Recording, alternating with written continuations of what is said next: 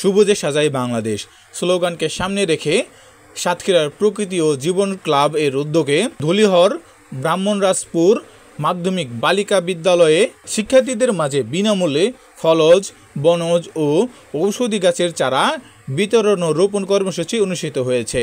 পরিবেশ সংরক্ষণে জনসচেতনতা বৃদ্ধি এবং ভবিষ্যৎ প্রজন্মের জন্য সবুজ বাংলাদেশ গড়ার লক্ষ্যে বুধবার 13ই আগস্ট সকালে বিদ্যালয় প্রাঙ্গণে এই কর্মসূচি উদ্বোধন করেন সদর উপজেলা নির্বাহী কর্মকর্তা শোয়েব আহমদ। তিনি বলেন, গাছ আমাদের অক্সিজেন দেয়, তাই সবাইকে গাছ লাগাতে হবে এবং সঠিকভাবে পরিচর্যা করতে হবে। কর্মসূচিতে প্রতিটি শিক্ষার্থীকে 2টি করে চারা গাছ দেওয়া হয়। নতুন গাছের চারা হাতে পেয়ে শিক্ষার্থীরা জানান তারা নিয়মিত এইসব গাছ যত্ন নেবে এবং অন্যদেরও বৃক্ষরোপণে উৎসাহিত করবে।